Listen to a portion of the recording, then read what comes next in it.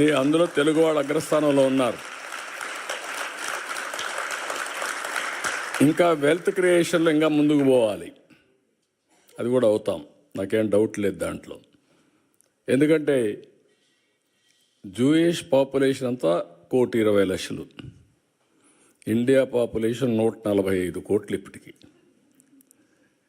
తెలుగు వాళ్ళ పాపులేషన్ 10 కోట్లు.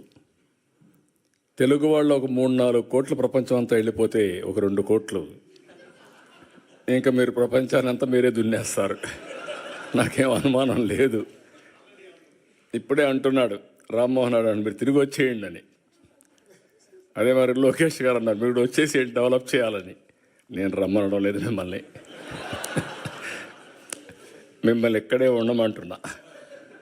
ఇంకా ఎక్స్పాండ్ కావాలని కోరుకుంటున్నా. నా విజన్కు వాళ్ళ విజన్కు అదే వ్యత్యాసం. నేను అనేది ఏంటంటే గ్లోబల్ లీడర్స్ కావాలనుకున్నా. ముందు global citizens, global leaders. Distance is not the criteria. మీరు స్విట్జర్లాండ్లో కూర్చోండి, డెన్మార్క్లో కూర్చోండి, జర్మనీలో కూర్చోండి, ఆంధ్రప్రదేశ్ అభివృద్ధి చేయాలంటే ఫోన్ తీసుకుంటే పని అయిపోతుంది. అది ఈరోజు మన పరిస్థితి.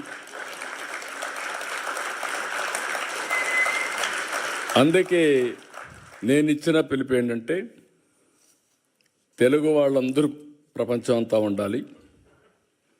కర్మభూమికి మీరు సహకరించాలి. మళ్ళీ చెప్తున్నా, మీరు ఎక్కడున్నారో అది కర్మభూమి. అవకాశాలు ఇచ్చింది మీకు. ఇచ్చినప్పుడు ఇక్కడ కర్మభూమికి మీరు పట్టించుకోకపోతే మీ మీద అసూయ వస్తుంది. అది కరెక్ట్ కాదు. అదే సమయంలో మీకు అవకాశాలు ఇవ్వడానికి మీకు అవకాశం కల్పించింది జన్మభూమి, మీ స్వగ్రామం. రెండు కూడా బ్యాలెన్స్ చేయాలని మరొక్కసారి మిమ్మల్ని అందరినీ కోరుకుంటున్నా. చేస్తారని చెప్పి కూడా నేను ఆశిస్తున్నా. ఇది ఒక పద్ధతి ప్రకారం మనం పెట్టుకోగలిగితే ఏదైనా సాధ్యం. ఇక్కడ ఈరోజు నేను మాట్లాడినప్పుడు చూశాను, ఇక్కడ ఉండే వాళ్ళల్లో ఎంతమంది ఆంట్రప్రెన్యూర్స్గా ఉన్నారో చేతులు పైకెత్తండి. ఆంట్రప్రెన్యూర్స్, ఓకే. ఎంతమంది ప్రొఫెషనల్గా ఉద్యోగాలు చేస్తున్నారు చేతులు పైకెత్తండి. ఓకే. ఎంతమంది ఇంట్లో ఇద్దరుంటే భార్యాభర్త ఉద్యోగాలు చేస్తున్నారు వాళ్ళు పైకెత్తండి.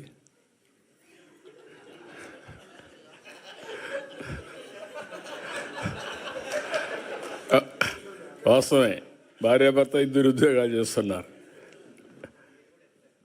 నేను లోకేష్ గారు చెప్పినట్టు నేను ఒక రాజకీయాల్లో కూడా చాలా ఒక రెవల్యూషన్గా చేయాలని నా కోరిక. ఎవరైనా సరే ఏ ఫీల్డ్లో ఉన్నా రాణించాలంటే ఆర్థికంగా ఇబ్బందులు లేకుండా ఉండాలి. అందుకే నేను ఆలోచించింది, రాజకీయాల ద్వారా డబ్బులు సంపాదిస్తే ఎప్పటికీ ఆ గౌరవం రాదు. కాబట్టి ఫ్యామిలీ ఎప్పుడు రాజకీయం పైన ఆధారపడకూడదని నేను వ్యాపారాలు చేయాలని బిగినింగ్లో నిర్ణయించి 1-2 ఫెయిల్ అయిన